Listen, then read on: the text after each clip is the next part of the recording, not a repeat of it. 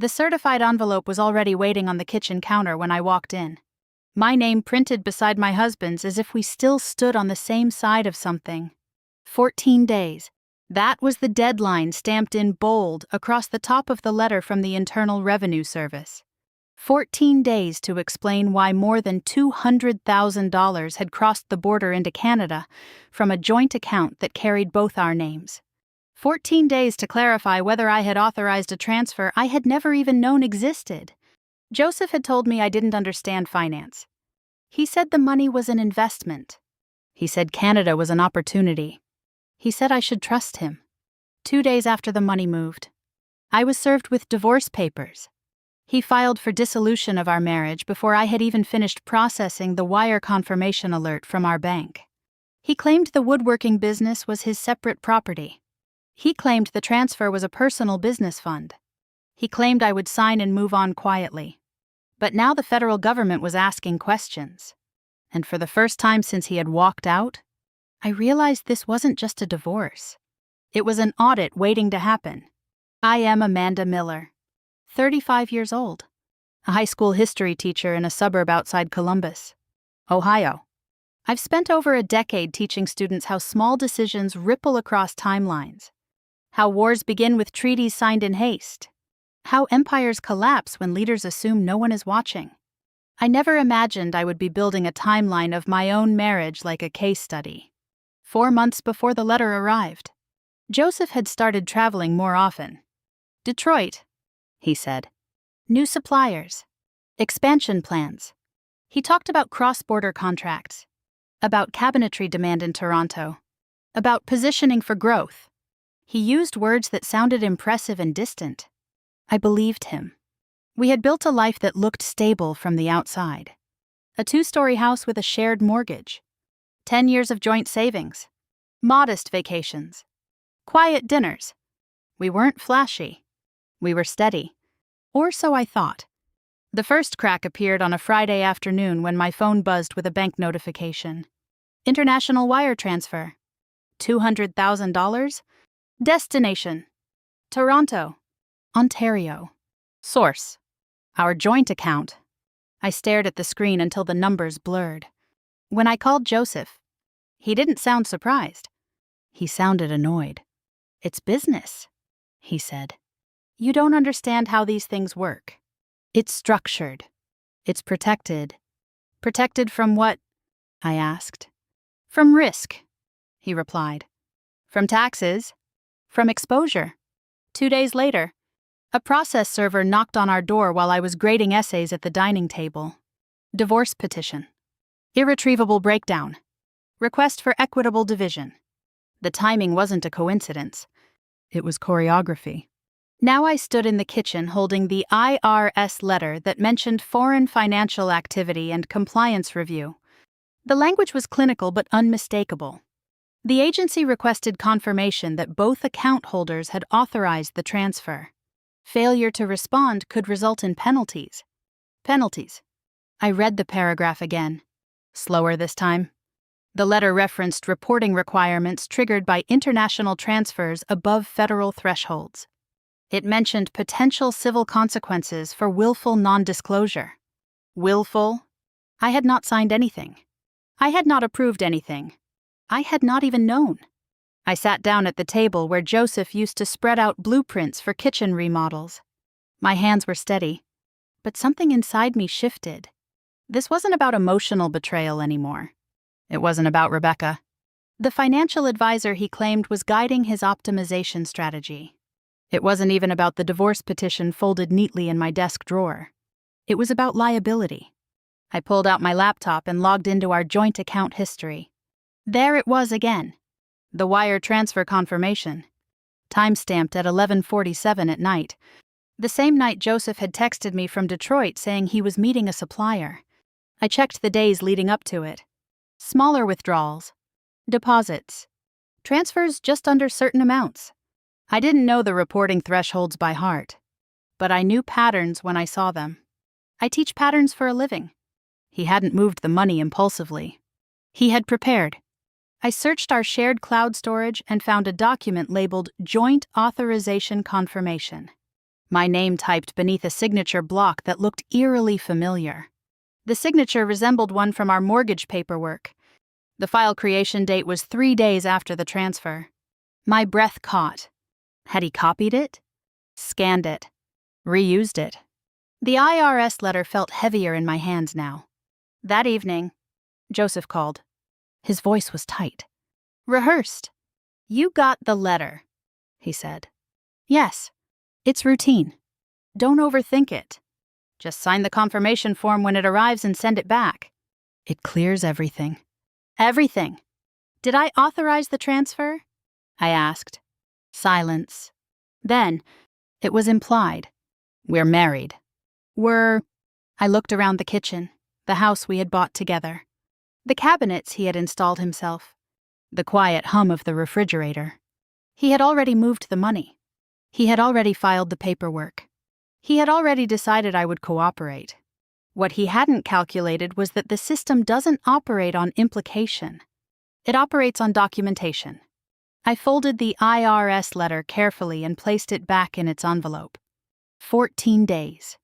Joseph believed the divorce would corner me into signing quickly, into avoiding complications, into protecting him the way I always had. But the moment that money crossed a border, it stopped being just his strategy.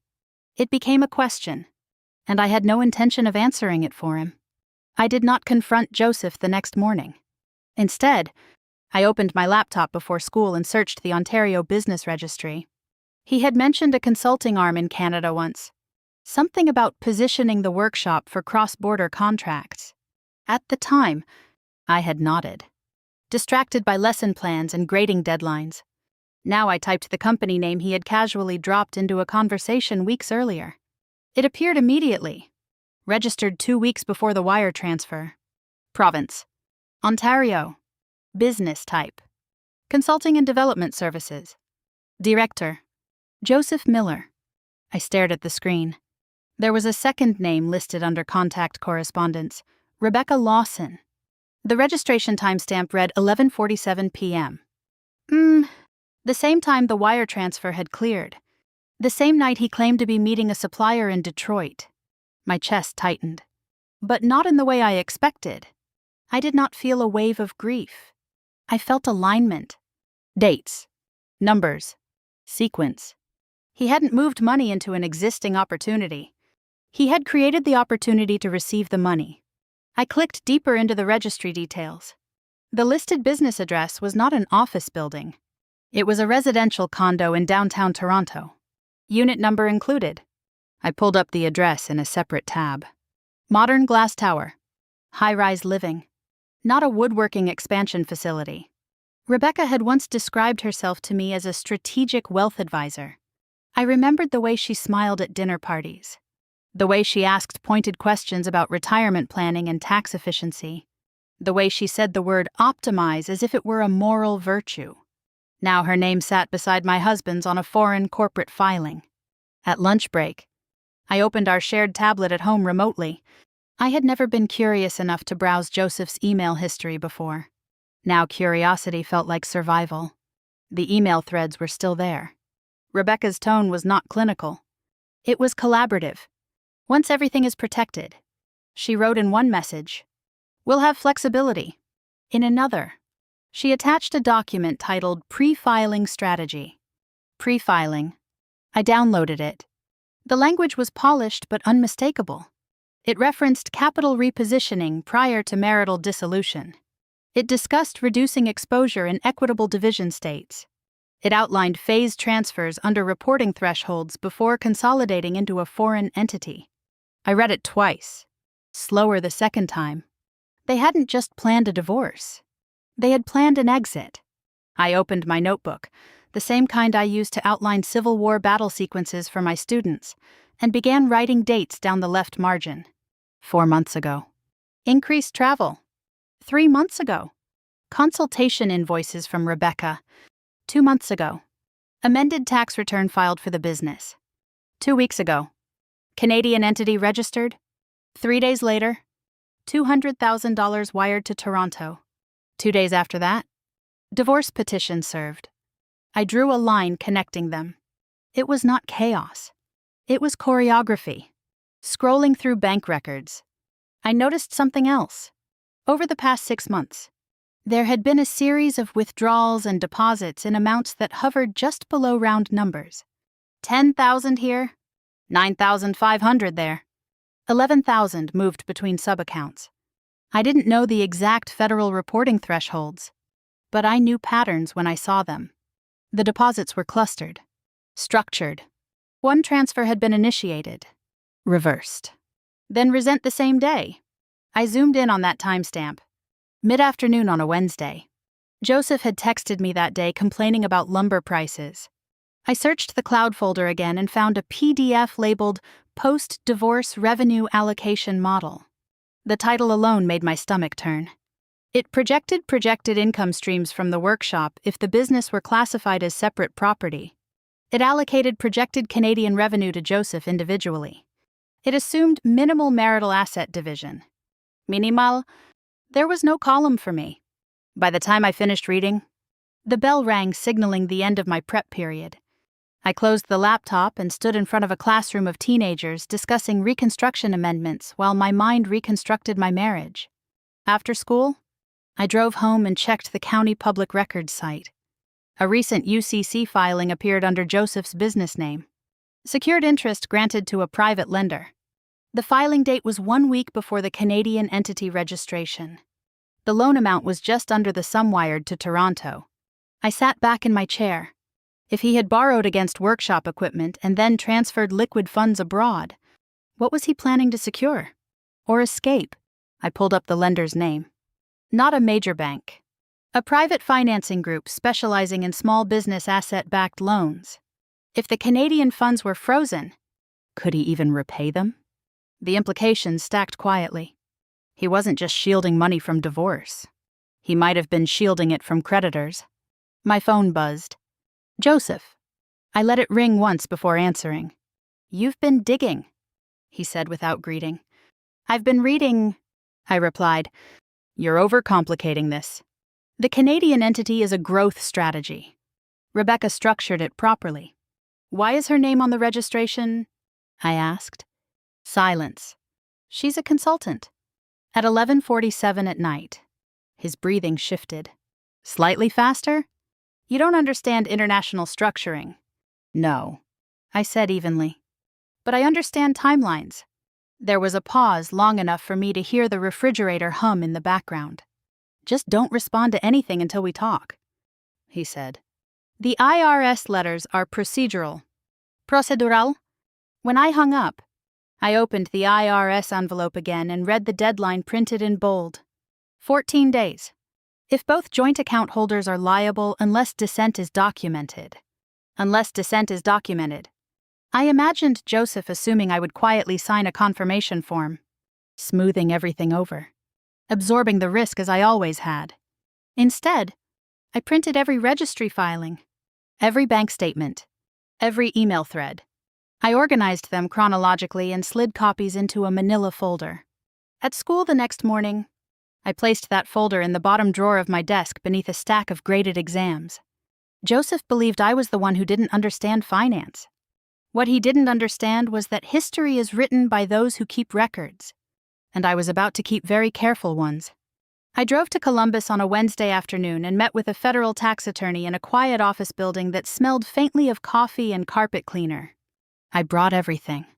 The IRS letter, the bank statements, the Canadian corporate registration printout, the PDF labeled Joint Authorization Confirmation with my name beneath a signature I had never placed there.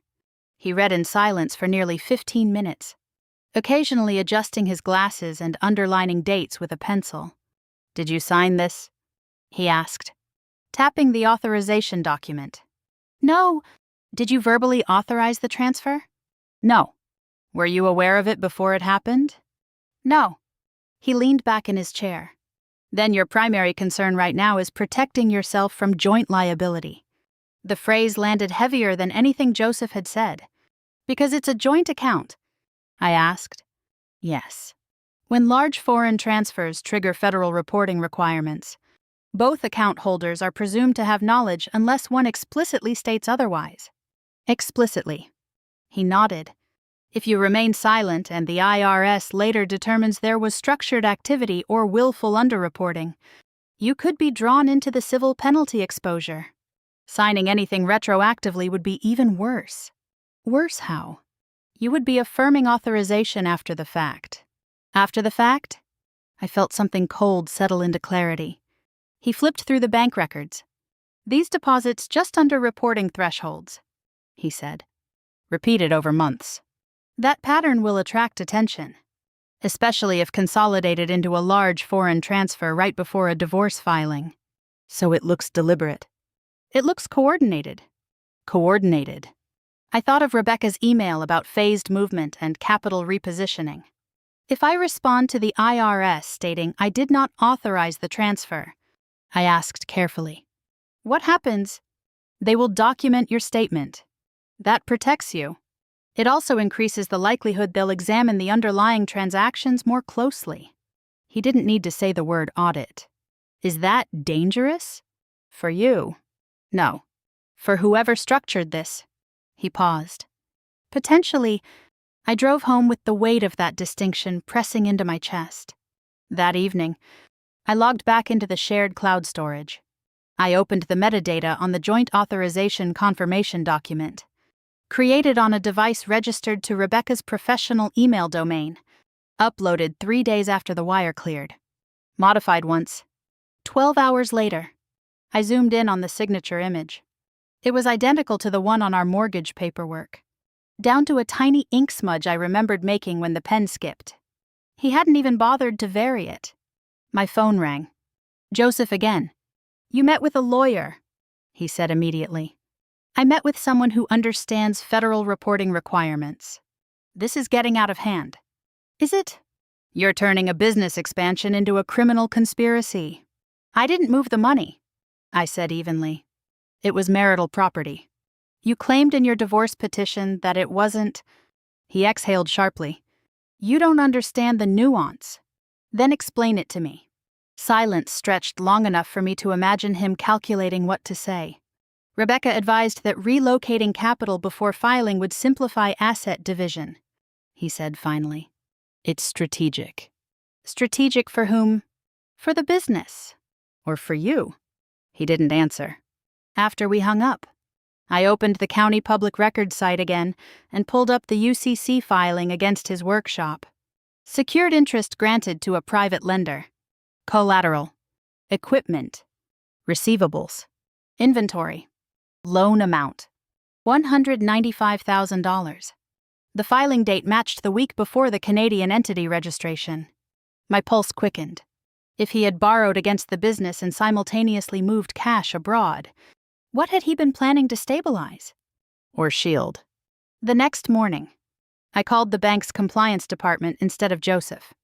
I have a question about an international wire transfer from a joint account, I said. The woman on the line was professional. Calm.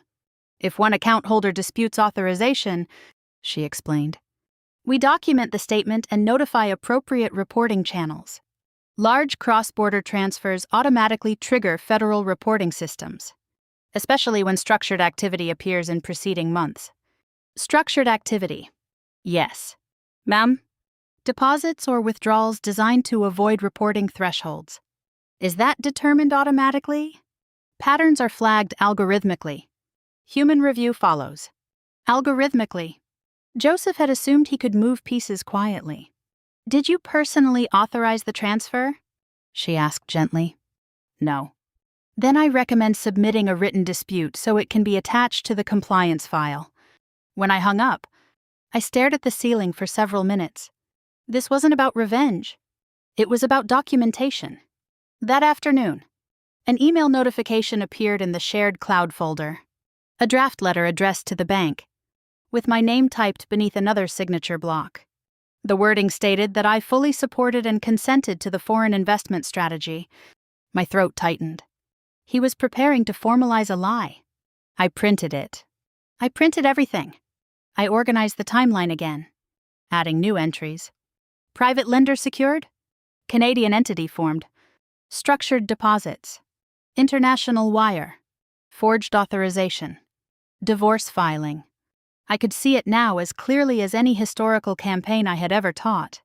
Moves and countermoves. Assumptions about silence. Calculated risk. But Joseph had made one mistake. He had assumed I would protect him from consequences. That night, I filled out the IRS response form carefully. I checked the box indicating I did not authorize the foreign transfer. I attached a copy of the divorce filing date and a brief statement clarifying that I had no prior knowledge of the transaction or the Canadian entity. I signed my own name, my real signature. The next morning, an automated alert appeared from the bank. International account temporarily restricted pending compliance review. My phone rang almost immediately. "What did you do?" Joseph demanded. I answered a question. I said, "You've frozen everything." I didn't freeze anything. I told the truth. There was a crack in his voice I had never heard before. "They're asking about the business books now," he said. "They're looking at prior years. Then you should give them accurate ones." He went silent. Joseph believed the divorce would end our financial entanglement cleanly. What he hadn't understood was that the moment he moved that money across a border, he invited systems far larger than either of us into the story. And those systems did not rely on implication. They relied on records. The temporary hearing was scheduled for 9 a.m, and the courtroom smelled faintly of polished wood and old paper. Joseph sat across the aisle from me, his jaw tight, a navy suit replacing the flannel shirts he usually wore to job sites. Rebecca stood in the hallway when I walked in, speaking quietly into her phone. Her expression composed but distant. She did not meet my eyes. This hearing was supposed to be about temporary financial arrangements, who stayed in the house, who paid what until the divorce was finalized. But the Canadian transfer hovered in the room like a third attorney. Joseph's lawyer stood first. "My client requests expedited division of certain business assets," he said smoothly.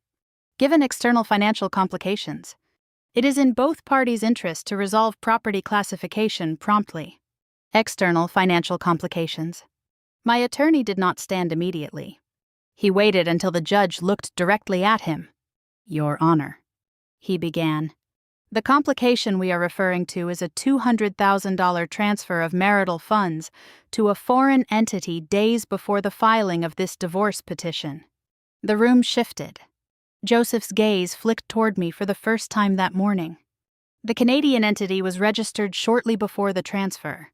My attorney continued. "My client did not authorize the transaction and has documentation confirming that fact." Joseph's lawyer interjected. "The funds originated from business revenue and were part of a legitimate expansion strategy." "Then why?" my attorney asked evenly. "Did the transfer occur within days of filing for divorce?" The judge leaned forward slightly. "Mr. Miller," she said, looking at Joseph. "Did your wife sign authorization for the international transfer?" Joseph cleared his throat. "It was implied consent," he said. "We're married." "Implied consent is not a signature." The judge replied. Silence followed.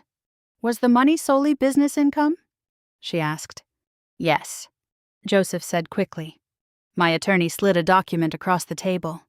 "Your Honor, we have preliminary notice from the Internal Revenue Service indicating review of foreign financial activity tied to the joint account.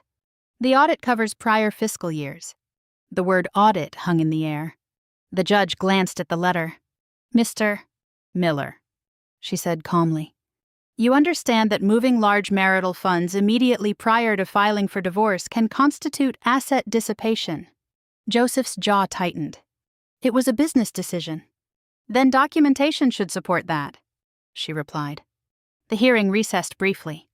In the hallway, Joseph approached me. "You didn't have to bring the IRS into this," he said under his breath.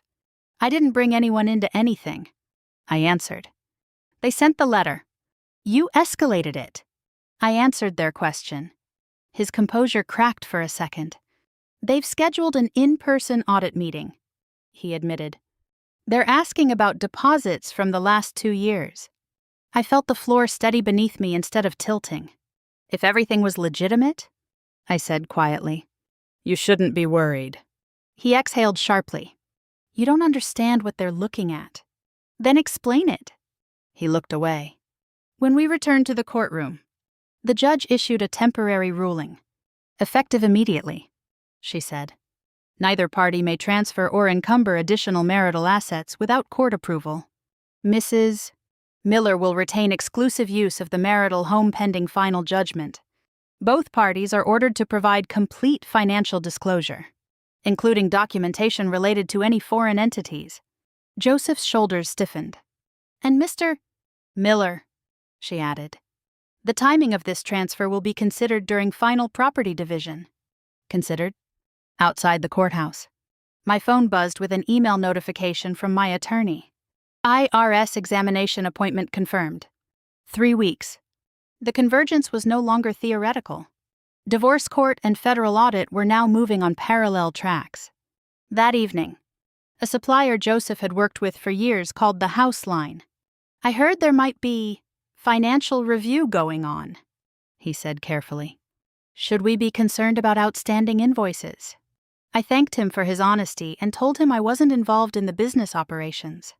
After I hung up, I sat at the kitchen table and opened the folder I had built over the past weeks.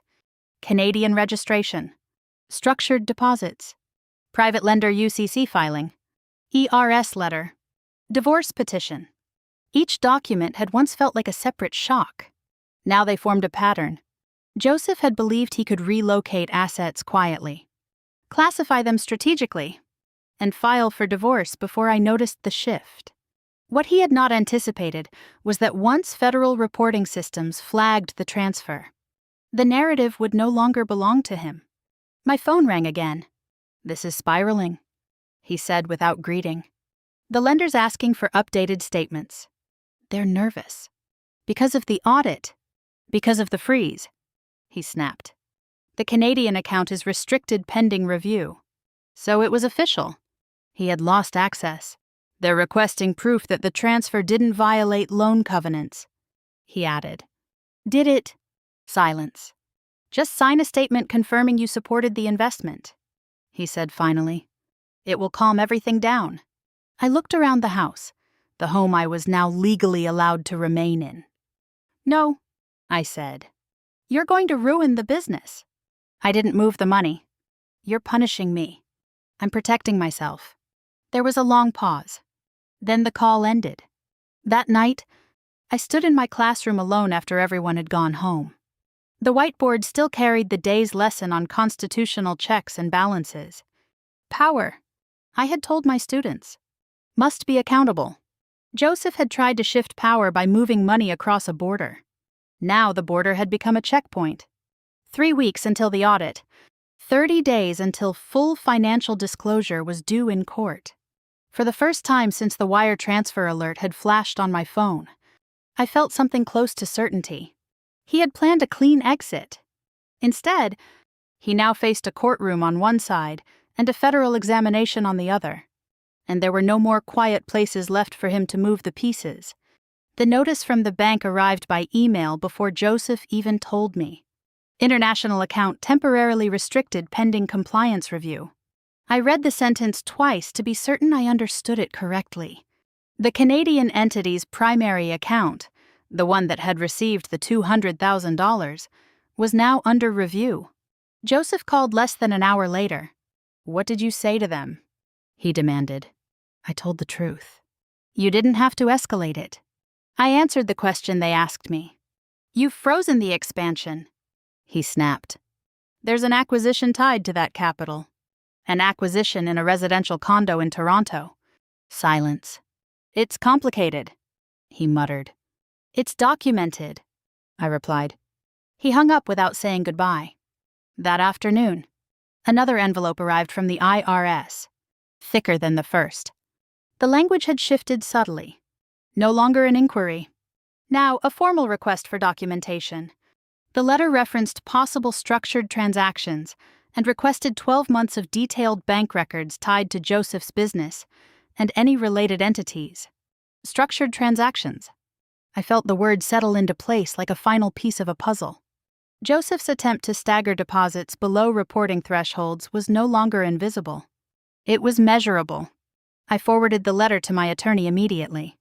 Within the hour, he called. This is no longer a routine compliance question, he said. They are examining patterns. If they determine the structuring was intentional to avoid reporting, civil penalties can escalate quickly. How quickly? I asked. Substantially, especially if they adjust prior year income. Prior year income. I remembered the amended tax return Joseph had filed 2 months before the transfer. At the time, he said it was a small correction. Now I wondered whether it was preparation. That evening, a courier delivered a packet from Joseph's attorney. A proposed settlement. The document framed the Canadian transfer as a mutually discussed business investment and offered me a reduced lump sum payout if I signed within 7 days. In exchange, I would acknowledge joint consent and waive future claims tied to foreign entities. There was also a confidentiality clause. Foreign business activity shall not be publicly disclosed by either party. Publicly disclosed. I stared at the page for a long time. He wasn't just worried about divorce court anymore. He was worried about documentation entering multiple systems at once. My attorney advised me not to respond immediately. If you sign that, he said, you tie yourself to the structuring activity. You also weaken the asset dissipation argument in family court. And if I don't, then the audit proceeds without your consent attached. Without your consent attached? The next morning, I received a call from a former employee of Joseph's workshop. I got a letter, he said hesitantly. Something about payroll verification. They're asking about cash jobs from last year. Cash jobs? How often did you do them? I asked. Pretty regularly. Sometimes we didn't invoice through the main system. After I hung up, I felt the shift from suspicion to confirmation. The audit wasn't just about the Canadian transfer. It was about patterns that preceded it. Mid-afternoon, another call came, this time from the private lender listed in the UCC filing. We've become aware of federal review tied to Mr. Miller's business accounts. The representative said formally, given recent international activity, we are requesting updated financial statements. And if those aren't provided, I asked. The loan agreement allows acceleration in cases of material financial instability. Acceleration. Full repayment demanded early. When Joseph arrived home that night, his composure was gone. They're asking for everything, he said. 2 years of statements, cash flow projections, inventory logs, then provide them. You don't understand how this works. No, I said evenly. But I understand consequences. He ran a hand through his hair. If you had just signed the confirmation, the freeze wouldn't have triggered a deeper review. That's not how compliance systems work. I replied, you think you know everything now. I know enough. He stopped pacing and looked at me. The lender's nervous.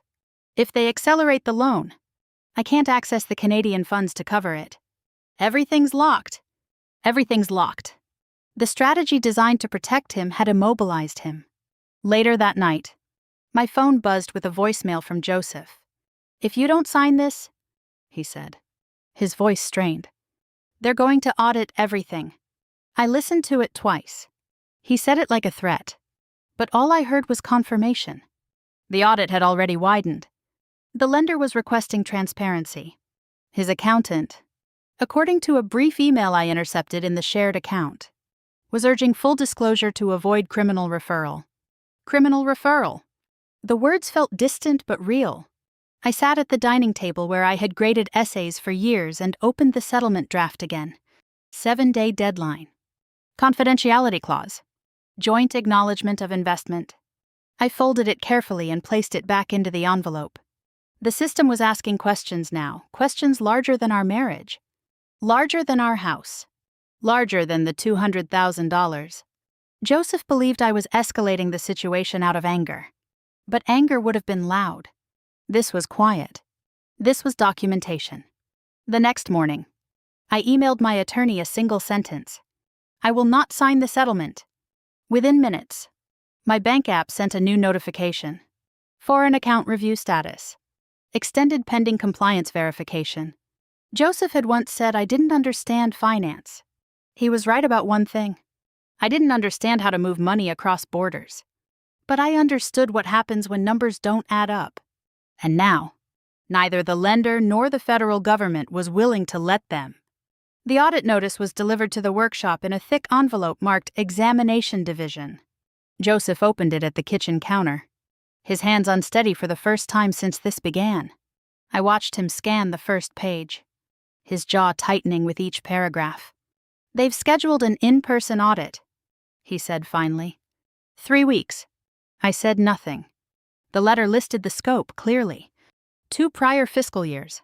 Verification of reported business income. Review of structured withdrawals. Examination of foreign wire activity tied to related entities. Related entities. The Canadian corporation was no longer invisible. "They're asking for everything," Joseph muttered. "General ledger. Receipts. Cash logs. Then you should gather them," I replied. He shot me a look that hovered somewhere between accusation and fear. "They wouldn't be looking this hard if you hadn't disputed the authorization. They would be looking because the numbers crossed a reporting threshold." He paced across the kitchen tiles. The same tiles he had insisted on installing himself when we remodeled 5 years ago. "They're treating this like intentional structuring," he said. "Like I was trying to avoid reporting. Were you?" He stopped pacing.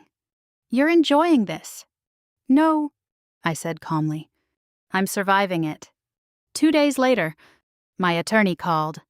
"The IRS has confirmed the examination is not just procedural," he said.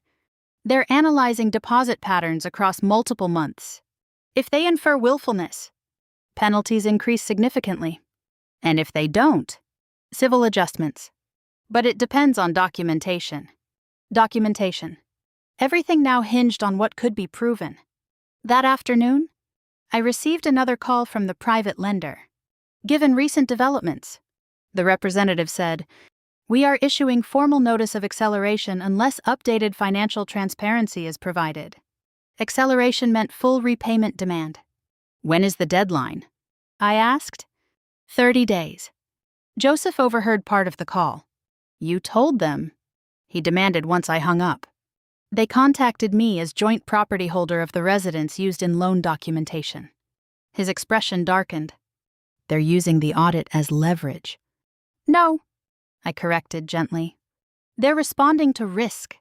The next week, another letter arrived, not from the IRS, but from the Canadian financial institution. The account freeze would remain in place pending cooperation with you. Yes. Authorities? Pending cooperation. Joseph sat down heavily in a chair. "They can't just lock everything," he said.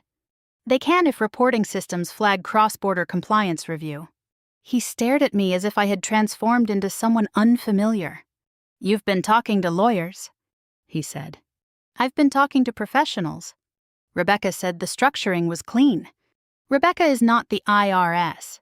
At the temporary divorce hearing that followed, the courtroom atmosphere had shifted. My attorney presented the updated federal audit notice. Joseph's attorney attempted to downplay it as routine examination. The judge did not look convinced. "Mr. Miller," she said, "you are ordered to provide complete financial disclosure, including documentation tied to the Canadian entity." Joseph nodded stiffly. "And until final judgment," she continued, "no further transfers or encumbrances of marital assets are permitted." It was formal now. On the record. Outside the courtroom, Joseph cornered me near the stairwell. "You're destroying everything," he said in a low voice. "I didn't move the money," I replied. "You didn't have to involve them," I answered their question. "They're asking about cash jobs," he said suddenly. "Old projects." "Small stuff." "Were they reported?" His silence was answer enough. That evening, a longtime supplier called me directly. "Just checking in," he said cautiously. "There's talk about audit review. Should we expect delays?" I reassured him that I wasn't handling business operations. When I hung up, I felt the secondary ripple beginning, reputation. Joseph had built his identity on reliability, on craftsmanship, on handshake agreements. Now the word audit floated through our small suburban community like smoke. 2 nights later, Joseph showed up at the house after staying elsewhere for weeks. "They've scheduled interviews," he said flatly. "Employees. Vendors. That's how audits work. They're looking at deposits just under 10,000. Repeatedly. Patterns are visible." He sat at the edge of the kitchen table, head in his hands. "If they adjust prior year income, penalties could wipe out the business. And if they don't, they're still going to freeze everything until it's done. Everything until it's done." He looked up at me then, and the anger I had grown used to was gone. "What if they think it was willful?" he asked quietly. "Then they'll document why. For the first time." He did not argue. Later that night, I received official notice that the IRS audit meeting had been moved up by a week. Both Joseph and I were listed as potentially relevant parties due to joint account activity. Joint account activity. Even now, my name was tethered to his decisions. I stood in the hallway outside my classroom the next morning, watching students move between periods, thinking about cause and effect. Joseph believed moving money across a border would give him freedom. Instead, every transaction had left a trail, and trails, once followed, do not simply disappear. They lead somewhere. And in 3 weeks, that somewhere would be a federal office with fluorescent lights and a stack of ledgers waiting to be opened. The IRS field office was colder than I expected. Joseph sat beside his accountant at a rectangular conference table, a stack of binders in front of him.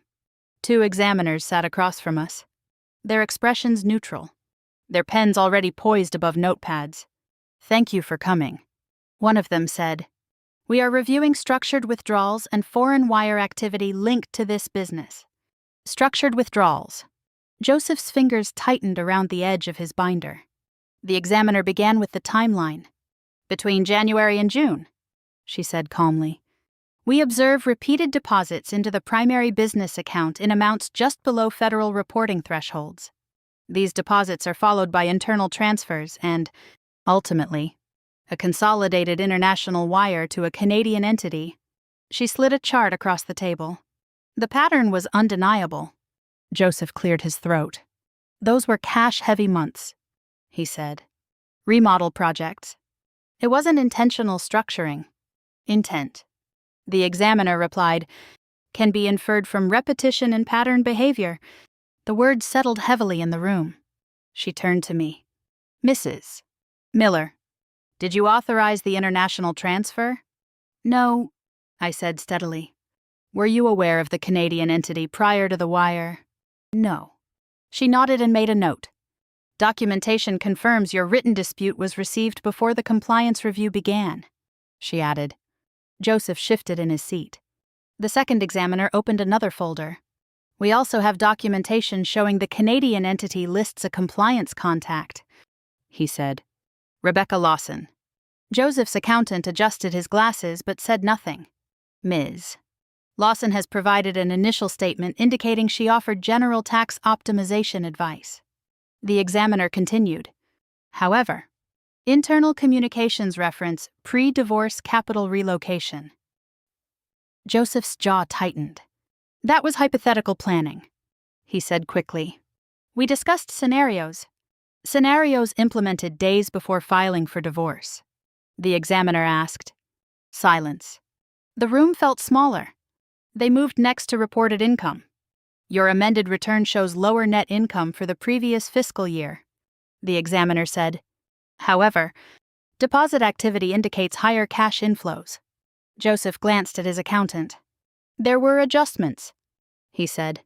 "Accounting errors. Errors that coincide with loan underwriting and foreign capital relocation."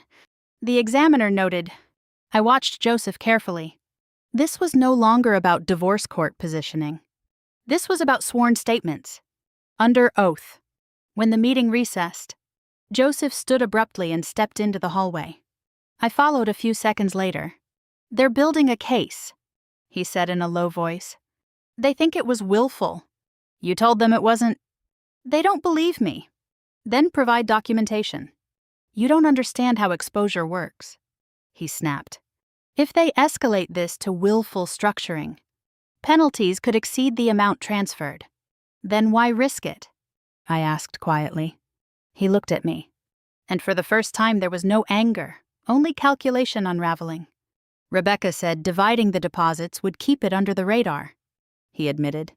She said consolidating before filing would protect capital. Protect it from me. He didn't answer. When we returned to the conference room, the examiner addressed foreign compliance directly. The Canadian financial institution has confirmed cooperation, she said. The account remains frozen pending resolution. Joseph's accountant closed his binder slowly. The meeting ended with a request for additional documentation within 10 business days. Outside, the air felt warmer than the building, but my chest felt tight. Joseph stopped walking. They're expanding the scope, he said. They're looking at prior years. I heard, if penalties hit before the divorce is finalized, the court will consider them. I finished. He stared at me. You're not even fighting me anymore. I'm not fighting you, I said calmly. I'm answering questions. 2 days later, my attorney called. Preliminary findings suggest probable underreported income, he said. Civil penalty assessment is under consideration. They have not referred it criminally. But the structuring question remains open. The divorce court had already scheduled the final hearing. Federal findings would now intersect directly with property division. That evening, Joseph left a voicemail. If there's any way to contain this, we need to talk, he said, his voice thinner than I had ever heard it. They're asking about intent. Intent.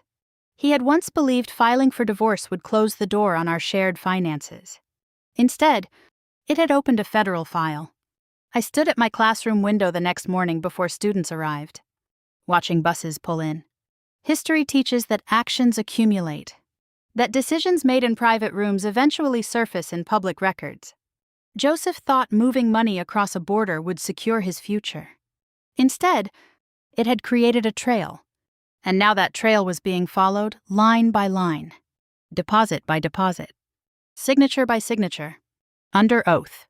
The listing for the workshop appeared online before Joseph told me. Prime opportunity. Established woodworking business. Growth potential. I stared at the photographs of the same workbenches I had dusted for years. The same industrial saw he once bragged about buying outright. The timing was not subtle. The audit meeting was 10 days away. When I confronted him, he didn't deny it. I have to stabilize things, he said. If the lender accelerates the loan and the Canadian funds stay frozen, I need liquidity. You're under a temporary court order not to transfer or encumber marital assets. I reminded him, I'm listing it, not selling it. For now, he ran a hand through his hair. You don't understand what happens if the IRS assesses penalties before this divorce is final. I understand enough. That afternoon, my attorney filed an emergency motion arguing that attempting to sell the workshop during active federal review constituted further asset dissipation. The judge scheduled a quick telephonic hearing. Joseph's tone shifted that night from anger to urgency. If the sale falls through because of audit rumors, everything collapses, he said. Everything built on undisclosed income and structured deposits. I asked. His silence felt heavier than his words. Meanwhile, another letter arrived, this time not from the IRS, but from Rebecca's state licensing board. A public notice had been posted online. Professional compliance review pending. I searched the board's website and saw her name listed under disciplinary proceedings.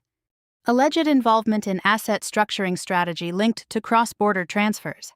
She called Joseph the next evening while I was in the kitchen. I could hear her through the thin walls of the house. I never authorized that language, she insisted. You're the one who consolidated the final transfer. You drafted the plan, Joseph shot back. I provided options that are now under federal review. I stood still, listening. You need to contain Amanda, Rebecca said sharply. If she maintains her non-authorization position, they'll infer intent. Contain Amanda. Joseph ended the call abruptly. She's hiring her own attorney, he muttered. She should, I said. The private lender's next communication arrived 2 days later. Formal acceleration notice. Full repayment demanded within 30 days unless comprehensive financial transparency was provided. The letter referenced material financial instability tied to federal examination and frozen foreign assets. Joseph read it twice. They're using this as leverage, he said. They're responding to risk. I corrected. The walls of the house felt closer than usual. The workshop listing attracted initial interest. But one potential buyer withdrew after requesting financial statements and learning of the ongoing audit. The reason was polite but unmistakable. Uncertainty. Joseph's frustration deepened into something closer to panic. If the equipment gets seized, there's nothing left, he said. There will still be documentation, I replied. He looked at me as if I had spoken another language. The night before the rescheduled audit meeting, I met again with my attorney. Stay factual, he reminded me. Do not speculate. Do not soften. If you didn't authorize the transfer, say so clearly. I will. He reviewed the timeline once more. Deposits under reporting thresholds. Canadian entity registration. International wire. Divorce filing. Loan secured. Intent can be inferred. He repeated quietly. But your documentation of non-consent protects you. That word, protects, echoed differently now. Joseph came home late that night. They extended the freeze, he said flatly. The Canadian bank confirmed its pending cooperation with you. See, authorities.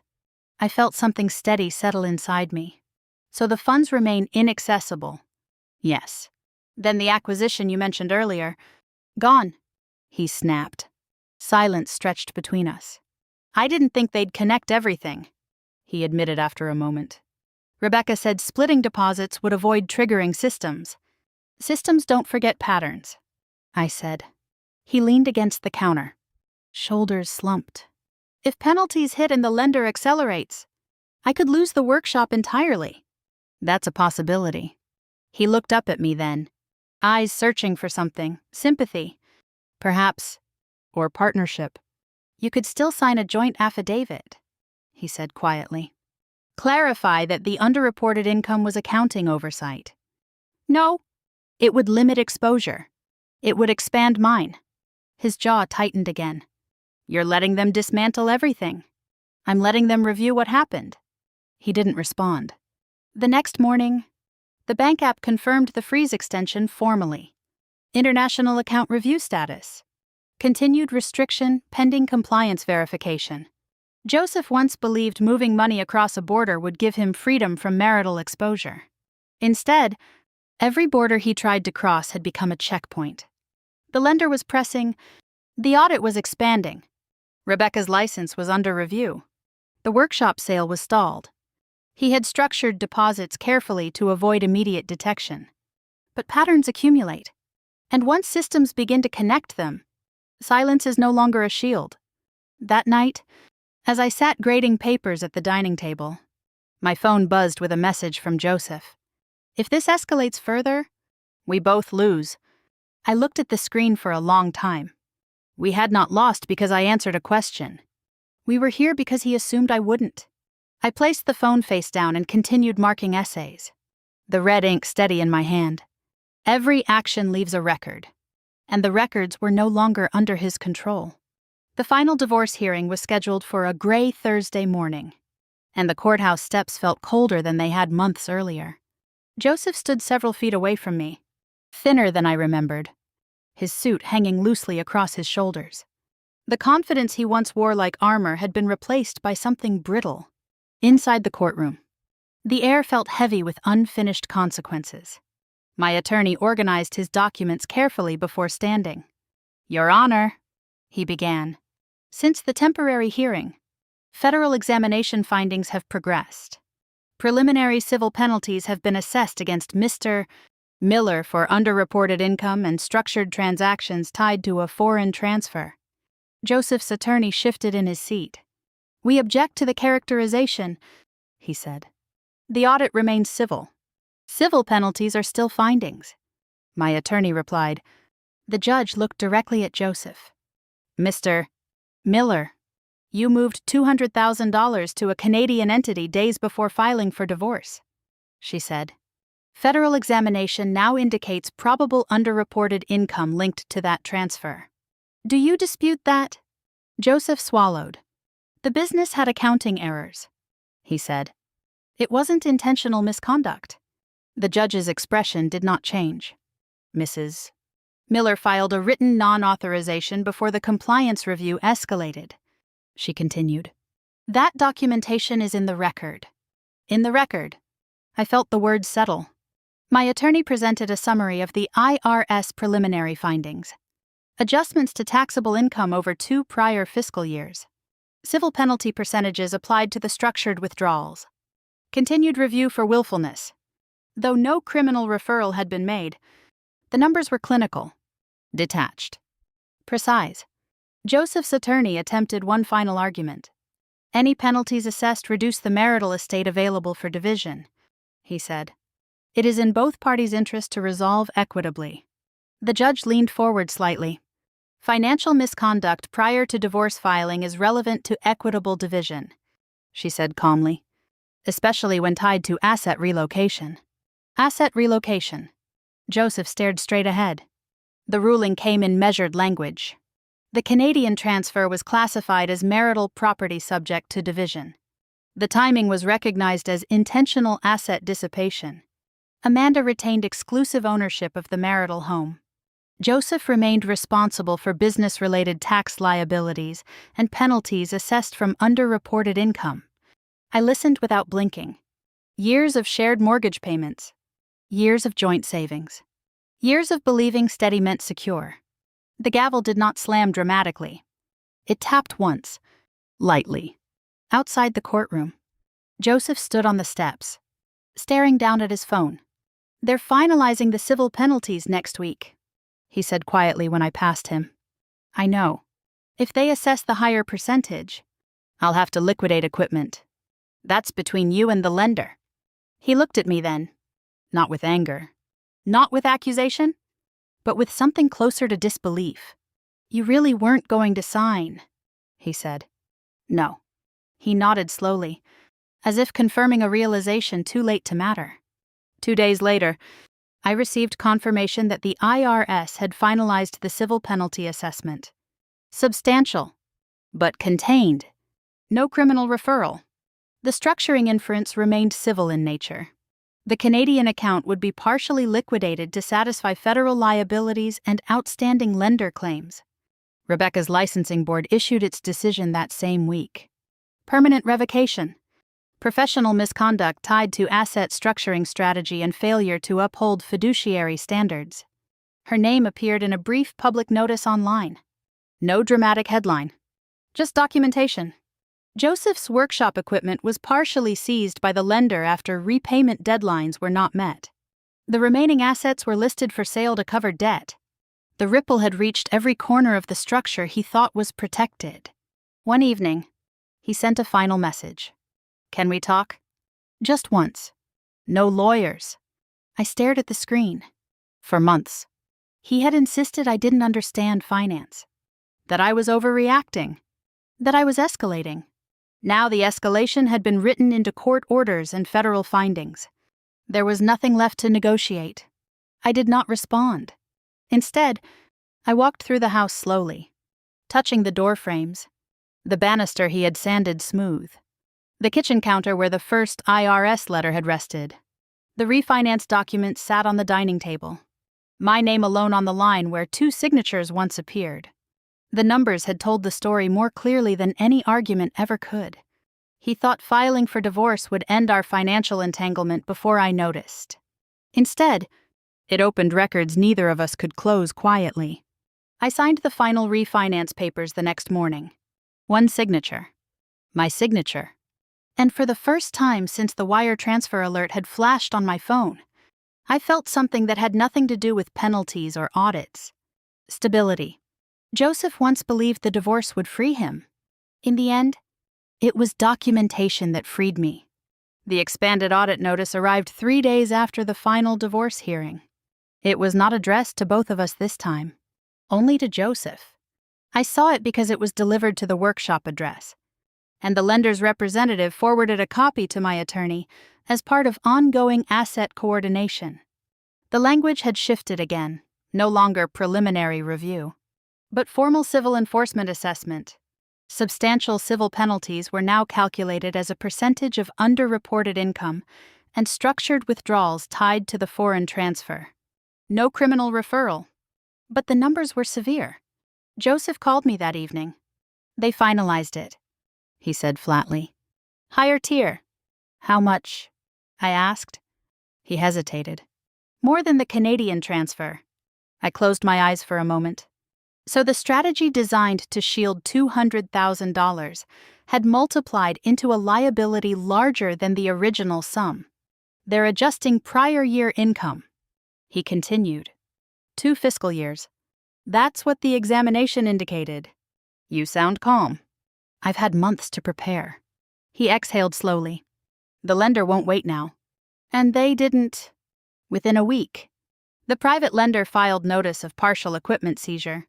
Industrial saws, sanding stations, inventory, collateral listed under the secured interest agreement. The workshop that once hummed with steady orders and wood dust now stood quiet. Suppliers began demanding cash payments up front. A potential buyer for the business withdrew entirely after reviewing the audit findings. Financial instability was no longer rumor. It was documented. At the same time, Canadian authorities formally confirmed cooperation with U.S. enforcement. The Toronto account remained frozen until liabilities were resolved. Once liquidated, proceeds would be applied toward federal penalties and lender claims before any remaining balance could be considered marital property. There would be very little left. Rebecca's disciplinary hearing concluded quietly. Her advisory license was permanently revoked. The board's public statement cited professional misconduct related to asset structuring advice and failure to uphold fiduciary standards in cross-border financial planning. Her name appeared in a compliance bulletin that most people would never read. But in financial circles, documentation circulates. Joseph called me again after receiving formal confirmation that the lender would repossess additional equipment unless immediate payment was made. They're taking everything, he said. If I can't stabilize cash flow, there won't be a business left. Then you'll need to restructure, I replied. He laughed bitterly. Restructure. That's what this whole thing was supposed to do. That word again. Restructure. The irony was almost clinical. He had attempted to restructure assets before divorce. Now his entire business was being restructured by force. Why didn't you just trust me? He asked suddenly. I trusted you for 10 years. That's not what I mean. You mean, why didn't I sign a statement saying I authorized something I didn't? He didn't respond. Instead, he admitted something I had suspected but never heard aloud. There were cash jobs, he said quietly. More than I reported, Rebecca said, correcting it would trigger scrutiny. So we adjusted strategically. Adjusted strategically. You mean you underreported income? It wasn't that simple. It is now. Silence followed. His accountant withdrew representation 2 days later, citing exposure risk tied to structured transactions and amended filings. Without representation, Joseph hired a new firm at significantly higher cost. Cost layered on cost. Penalty layered on penalty. The lender proceeded with equipment seizure under court supervision. The workshop sign was removed from the building's exterior. And yet, through all of it, I felt something unexpected. Not triumph, not satisfaction, distance. I stood in my classroom one afternoon, reviewing essays about constitutional accountability, when my phone buzzed. Final civil penalty assessment posted. Case status. Closed without criminal referral. Closed. No escalation beyond civil enforcement. No criminal charges. The system had completed its review. That evening, Joseph texted, if this hadn't happened, we'd both still have something. I stared at the message. We had both had something. Before the structured deposits, before the Canadian entity, before the divorce petition filed days after a wire transfer. If this hadn't happened was not a single event. It was a sequence. The penalties would be paid from the liquidated Canadian account and remaining business assets. The divorce decree stood. The house remained mine. The workshop was no longer his in any meaningful sense. Joseph once believed moving money across a border would protect his future from marital exposure and tax burden.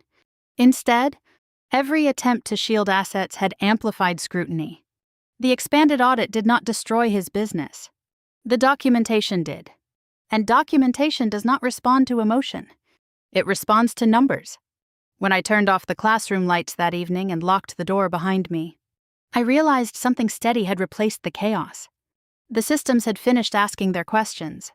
The answers had been recorded. And for the first time since the certified envelope arrived on my kitchen counter, there were no more deadlines looming in bold print. The refinance appointment was scheduled for 10 in the morning, and I arrived early. The bank manager greeted me with a polite smile and a stack of documents that once would have required 2 signatures. Now there was only one line at the bottom of each page. Mine.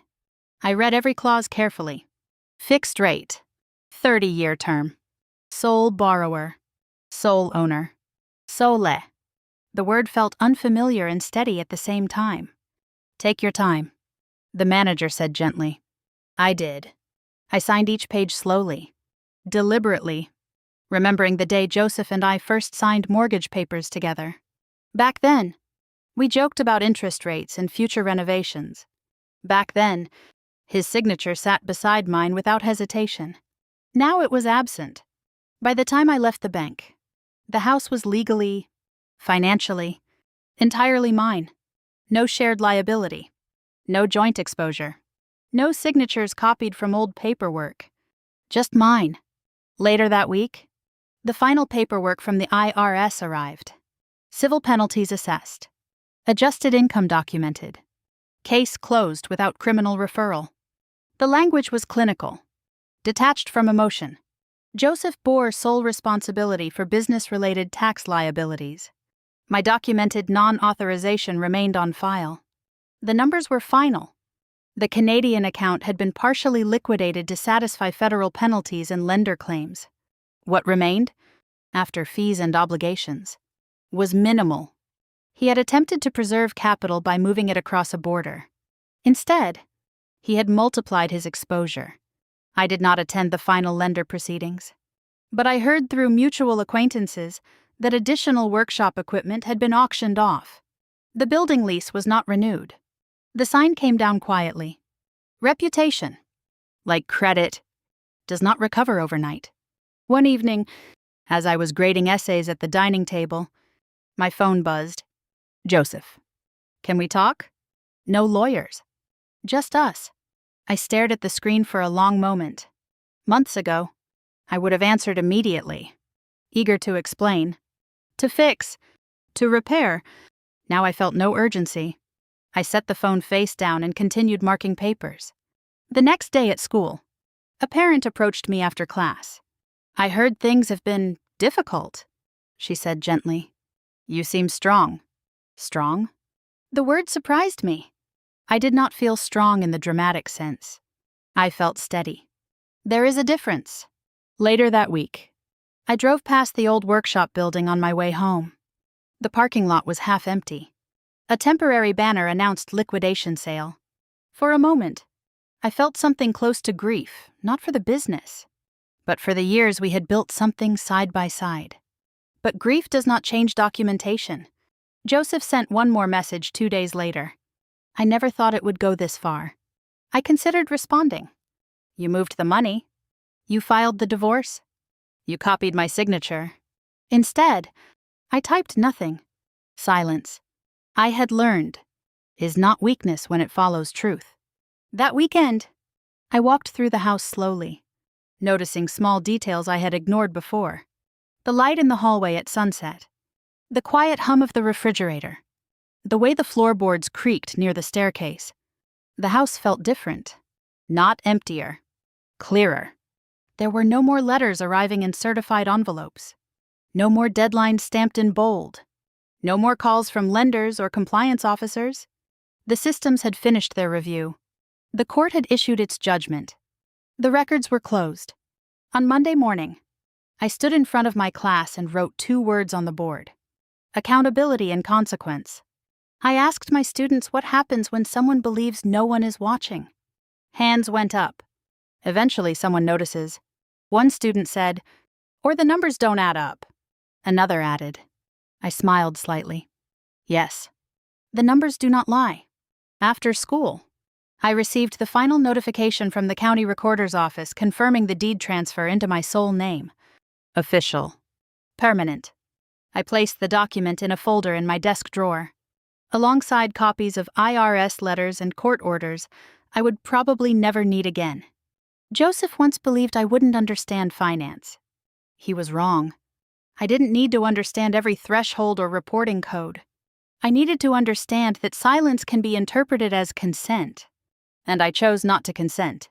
That night, I sat at the kitchen table with a cup of tea and allowed myself a long breath. Not of victory, of completion. He thought the divorce would free him from shared obligations. Instead, it exposed everything he tried to shield. And in the end, it was not anger that secured my future. It was documentation. It was refusing to sign. It was answering a question honestly when the system asked. For the first time in months, my phone remained silent on the table beside me, and I let it stay that way. The last letter arrived on a quiet Tuesday afternoon, folded neatly in a plain white envelope that looked nothing like the certified one that had started everything. Final determination. Civil penalties assessed. Case closed. No further action required. I stood in the kitchen and read the words slowly. Not because they were complicated, but because they were final. The IRS had completed its review. The structured transactions had been documented. The underreported income adjusted. The foreign account liquidated to satisfy federal obligations and lender claims. My name appeared only once in the document, referenced as the non-authorizing joint account holder, whose written statement had been received prior to escalation. It was the first time in months I saw my name in an official letter without fear attached to it. That evening, I walked through the house alone. The walls no longer felt like witnesses. The kitchen counter no longer felt like a courtroom. The mortgage papers with only my signature rested in a folder by the window. The deed transfer confirmation sat beside them. The numbers had been recalculated. The liabilities reassigned. Joseph's workshop had officially closed the week before. The equipment was sold. The lease terminated. What remained after penalties and debt was negligible. He sent one final message 3 days after the IRS letter arrived. "I should have listened to you." I stared at the screen. There had been a time when I would have written paragraphs in response, clarifying, explaining, softening. Now, I understood something he had never calculated. This was never about convincing him. It was about refusing to validate something that wasn't true. I did not reply. Instead, I poured a cup of coffee and sat at the dining table. The same table where I had opened the first compliance notice months ago. The difference was not in the furniture. It was in the silence. Peaceful silence feels different from suspended silence. The first carries waiting. The second carries closure. A few days later, I stood in my classroom reviewing final exams. A student lingered after the bell. "Miss Miller," she said. "You always say history repeats when people ignore warning signs." "That's true," I replied. "What stops it from repeating?" "Documentation," I said without thinking. "Accountability. Someone choosing to answer honestly when it would be easier not to." She nodded. Satisfied?